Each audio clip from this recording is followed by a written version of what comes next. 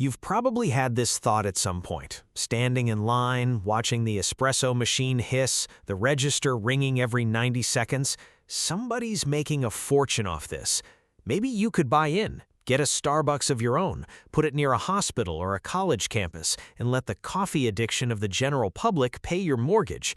That instinct isn't crazy. It's how thousands of people build real wealth with McDonald's, Dunkin', and Subway. Buy the franchise, run the store, keep what's left after royalties. Starbucks feels like it should work the same way. It has the same Golden Arches level brand recognition, the same drive-through lines, the same real estate on every corner that seems to print money. Except you can't actually do that. Not in the United States, not the way you're imagining it. Starbucks does not sell franchises to individual entrepreneurs in its home market, and it hasn't for decades. If you email their corporate office asking how to open one, you will get a polite response explaining that this option doesn't exist for you. Understanding exactly why reveals something much more interesting than a simple no. It explains how Starbucks actually makes its money, why it grew so fast, and why the company is now closing hundreds of its own stores, despite being one of the most recognized brands on the planet. Start with the basic assumption people carry into this. A franchise is supposed to work like this. The parent company designs the brand, the systems, the recipes. An individual investor pays an upfront fee, agrees to ongoing royalties, and then operates the location as their own small business, hiring staff, managing the P&L, keeping the profit that's left over. McDonald's has built roughly 95% of its restaurants this way. It's a huge part of why McDonald's expanded so aggressively without needing to raise all the capital itself. Someone else took the risk on each individual store. Starbucks looked at that model early on and made a different bet. In the 1980s and 90s, as the company scaled under Howard Schultz, leadership decided that the entire value of the brand was the experience, the specific replicable feeling of walking into a Starbucks, the exact taste of the drink, the music, the seating, the pacing of the line. Schultz has said publicly, many times, that franchising terrified him because it meant handing that experience over to someone else's judgment, someone else's hiring standards, someone else's decision about whether to cut corners when costs got tight. So instead of selling the brand to outside operators, Starbucks kept almost all of its U.S. locations company-owned. Corporate builds the store, corporate hires the staff, corporate keeps essentially all of the revenue, and corporate absorbs all of the risk. That single decision is the hidden mechanism behind almost everything else about how this company behaves financially. It's worth sitting with for a second, because it inverts the entire logic of fast-growth retail. When McDonald's opens a new location through a franchisee, that franchisee puts up the money, often well over $1 million in initial investments and fees, takes on the loan, and absorbs the risk if the location underperforms. McDonald's mostly collects rent and royalties either way, which is why McDonald's, at the corporate level, functions more like a real estate and licensing company than a burger company. It's a famously low-risk position for the parent. Starbucks did the opposite. Nearly all of its U.S. stores are on Starbucks' own balance sheet. That means every lease, every espresso machine, every barista's paycheck, every bag of beans, every failed location, all of it, sits directly on the company's books. As of the company's most recent public filings, the overwhelming majority of its roughly 40,000 global stores are either company-operated or run through a specific type of arrangement that isn't a franchise at all. It's a license. That word matters, and it's usually where people get confused. Starbucks does have partners running stores under its name. You've seen them. The counters inside a Target, the kiosk at the airport gate, the outlet inside a Barnes & Noble or a grocery store, and in many countries outside the U.S., entire national operations. Those are licensed stores, but a license is a much narrower deal than a franchise. The licensee, Target or a regional operator abroad, typically doesn't get to make menu decisions, doesn't set prices independently in most cases, doesn't control staffing standards, and doesn't own anything close to full autonomy over the customer experience. They're essentially renting the brand and following an operations manual written entirely by Starbucks in exchange for Starbucks getting a cut of sales without having to build and staff the location itself. This is where the story starts to reverse the assumption people walk in with. It looks, on the surface, like Starbucks is a toffee company that occasionally licenses its name, but functionally it behaves like two very different businesses stitched together. In its core markets, it behaves like a vertically integrated retailer that owns everything top to bottom, the way a department store chain would. In secondary locations and international expansion, it behaves like a brand licensing operation, similar to how a hotel chain might let a local developer build and run a property under its flag, while it collects fees and keeps quality control from a distance. Understanding that split explains why Starbucks grew the way it did. Company ownership lets Starbucks open thousands of stores in dense clusters, sometimes 2 or 3 within a few blocks of each other in cities like New York or Seattle, because it wasn't waiting around for individual franchisees to raise capital and apply for approval one location at a time. Corporate could simply decide, this quarter we're opening 400 new stores, and greenlight it centrally. That speed is part of what made Starbucks feel inescapable by the 2000s. It wasn't organic demand pulling stores into existence one entrepreneur at a time. It was one company executing a real estate strategy at a scale most retailers couldn't match, because most retailers were relying on outside capital through franchising to fund that same growth. But here's the part that doesn't get talked about nearly as much, and it's the part that eventually caught up with the company. Owning everything also means absorbing everything.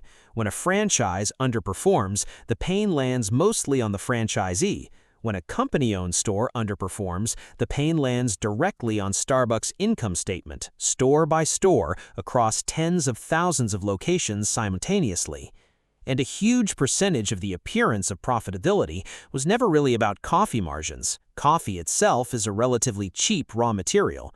A cup that sells for $5 or $6 might contain roughly 50 cents to $1 of actual bean and milk cost, which sounds like an enormous margin, and in isolation it is, but that number is deceptive on its own, because it ignores the 2 biggest line items that actually determine whether a Starbucks location survives: rent and labor costs. In that exact high-visibility, high-foot traffic corners Starbucks specifically targets is some of the most expensive retail real estate on the planet. Labor in those same dense urban and suburban markets has risen sharply over the past decade, partly from broader wage growth and partly from Starbucks' own decision to compete for workers by offering above-average pay and benefits, including health care and stock grants for many part-time employees, something almost no other retail chain at that price point offers. So the real economics of a Starbucks location aren't really about coffee. They're about whether the rent and labor costs at that specific corner can be covered by a high enough volume of $5 transactions, hour after hour for years. It's a volume business disguised as a specialty coffee business. The product being sold at the counter isn't really what generates the profit. The profit depends on turning that exact square footage over as many times per hour as physically possible. That single insight explains something that used to look like a strength and is now looking increasingly like a weakness: Starbucks' obsession with density.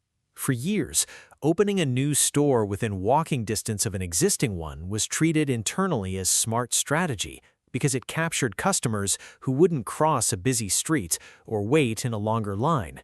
Executives called it capturing incremental customers who would otherwise be lost to a competitor down the block. And for a while, it worked exactly as intended. Total company revenue kept climbing year after year. But a healthy-looking top-line number can hide a weakening underlying system, and that's exactly what started happening. As Starbucks kept adding stores into markets that were already saturated, each individual location's sales began cannibalizing the ones nearby. Total company revenue could still rise because there were simply more locations ringing up transactions, even while sales per store and profit per store were flattening or quietly declining. That's a critical distinction, because a parent company that owns every location directly feels that decline immediately and everywhere at once. There's no buffer of independent franchisees absorbing the shock store by store. It shows up straight in Starbucks' own quarterly earnings. That pressure collided with a second problem the company had partly created for itself: complexity. Starbucks built its identity on customization. Thousands of possible drink combinations, syrup pumps, milk substitutes, temperature requests, all entered through an app that made ordering effortless for the customer and dramatically harder for the person actually making the drink. Mobile ordering, originally designed to speed things up and reduce line anxiety, ended up doing the opposite in many high-volume stores. Baristas found themselves buried under a queue of mobile orders arriving faster than physically possible to fulfill, on top of the in-person line, using equipment and staffing levels designed for a simpler menu era.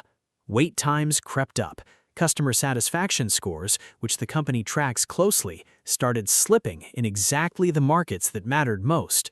This is where the chain reaction actually becomes visible, and it's worth tracing it in order, because each step made the next one more likely. Aggressive store density led to same-store sales cannibalization. Cannibalization, combined with rising labor and rent costs, compressed per-store profitability even as total revenue looked fine on paper. Compressed profitability increased pressure on individual stores to push volume harder and faster. Pushing volume harder on top of an already complicated customization system degraded the in-store experience, precisely for the customer's hold it once insisted the entire brand existed to protect.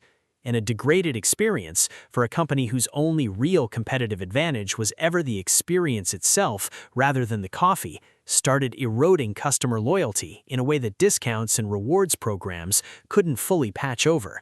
That downstream effect is now playing out publicly, and it makes for the clearest case study of how this all connects. Starting in 2024 and accelerating into 2025, Starbucks began closing a meaningful number of underperforming company-operated stores in North America, not a handful, but hundreds, as part of what the company has publicly framed as a broader operational reset. Howard Schultz, who had returned as interim CEO once before during an earlier rough patch, stepped back again, and the board brought in a new chief executive with a mandate specifically built around simplifying the menu, speeding up service, and pulling back on the density strategy that had defined the previous 2 decades of growth. Reported plans included redesigning cafes for faster throughput, reducing the sheer number of possible drink modifications, and being far more selective about opening new stores in markets that were already saturated with existing Starbucks stores. None of that is available public information tied to exact real-time figures at this moment, but the pattern is well documented and consistent. A company that grew almost entirely through direct ownership hit the ceiling of what direct ownership can absorb once density stopped adding value and started subtracting it. This is precisely the vulnerability that a heavily franchised competitor like McDonald's doesn't face nearly as sharply, because so much of that pain in a franchise model gets distributed across thousands of independent small business owners rather than landing entirely on one corporate balance sheet at once. There's also a labor dimension to this that connects directly back to the ownership question. Because Starbucks employs its workers directly rather than through independent franchisees, unionization efforts across U.S. stores over the past several years have targeted the company itself rather than being scattered across thousands of disconnected small business owners the way McDonald's workers technically are. Starting around 2021, workers at stores across the country began organizing, and by the mid-2020s, several hundred company-operated locations it voted to unionize, creating a new and ongoing point of friction, contract negotiations, and occasional strikes that a purely licensing company wouldn't face in nearly the same concentrated way. It's another cost of full ownership that rarely gets mentioned in the same breath as the brand's polished image. So if you go back to the original assumption that you could theoretically buy your way into owning a piece of this, the honest answer is more layered than a simple no.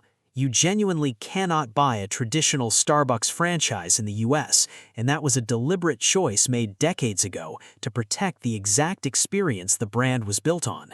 What you can do, if you have significant capital in the right circumstances, is negotiate a license agreement for specific non-traditional locations, like inside an airport terminal, a university, or a hospital. And even then, you're operating under Starbucks rules almost entirely, with far less independence than a McDonald's or Subway franchisee would have. In most international markets, the closest equivalent of ownership exists at the level of a regional joint venture partner, not an individual buying a single store. The realistic best-case version of owning a Starbucks, then, isn't a small business dream. It's a corporate license negotiation involving serious capital and often an existing large retail footprint, like the deal Target has for in-store locations. The realistic worst-case version, and the one now playing out publicly, is the one Starbucks itself is living through as the owner of nearly every one of its stores. When growth outpaces the actual demand at a given block, when complexity outpaces staffing capacity, and when rising costs outpace the pricing power a $5 cup of coffee can realistically support, the pain has nowhere else to go. It lands, in full, on the one company that decided decades ago it would rather own everything than share any of it. That's the part that finally answers the question people are actually asking when they wonder if they could own a Starbucks. They're imagining a small, controllable slice of a giant, reliable machine. What Starbucks actually built was never a machine designed to be shared. It was a single, centrally controlled real estate and labor operation wearing a coffee shop's face. And the same total control that let it expand faster than almost any retailer in history is the exact same control now forcing it to absorb alone every consequence of having grown too far, too fast, into its own shadow.